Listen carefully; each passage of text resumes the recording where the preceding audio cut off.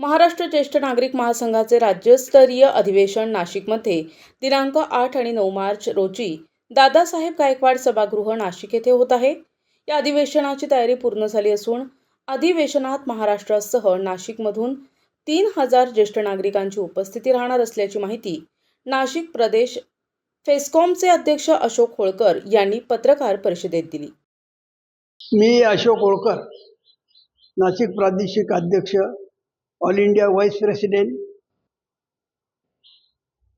आजच्या या निमित्ताने आपल्याला सर्वांना आवाहन करतो की येत्या 8 आणि 9 मार्च रोजी महाराष्ट्राचं ज्येष्ठांचं अधिवेशन आपण नाशिक येथे घेत आहोत। नाशिकची गायकवाड सभागृहामध्ये या ठिकाणी आपण घेणार आहोत। या अधिवेशनासाठी महाराष्ट्रामधून जवळजवळ 3,000 लोक आपले ज्येष्ठ नागरिक या ठिकाणी येणार आहेत। या निमित्ताने आपण नाशिक शहरामधील सुद्धा ज्येष्ठ नागरिकांनी या ठिकाणी यावं अशा प्रकारची विनंती, अशा प्रकारचा आग्रह हा माझा असणार आहे। आणि या कार्यक्रमाची शोभा आपण ज्येष्ठांसाठी एक प्रकारची शोभा आणाल अशी अपेक्षा या ठिकाणी व्यक्त करतो।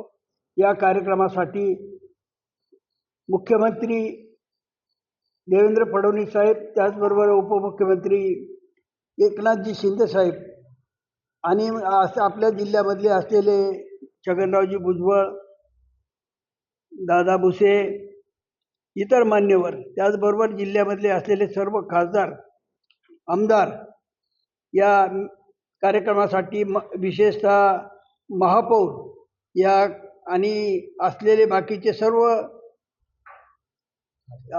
अधिवेशनासाठी असलेले सर्व हे तुमचे अध्यक्ष वगैरे सगळी मंडळी या ठिकाणी येणार आहेत।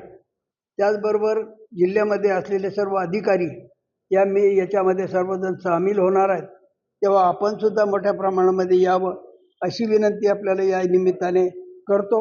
8 मार्च 2026 रोजी सकाळी 8 वाजता कालिका मंदिर ते दादासाहेब गायकवाड सभागृहापर्यंत शोभायात्रा निघणार आहे। अधिवेशनासाठी महासंघाचे अध्यक्ष अण्णासाहेब टेकाळे, स्वागताध्यक्ष नगरसेवक दिनकर पाटील, मुख्यमंत्री देवेंद्र फडणवीस, उपमुख्यमंत्री एकनाथ शिंदे, नामदार छगन भुजबळ, गिरीश महाजन, दादा भुसे, महापौर हिमगौरी आडके, खासदार शोभा बच्छाव, राजाभाऊ वाजे, भास्कर भगरे, आमदार देवयानी फरांदे, सीमा हिरे, सरोजिनी आहिरे, राहुल ढिकले, किशोर दराडे, माणिकराव कोकाटे, सुहास कांदे, दिलीप बनकर उपस्थित राहणार आहेत।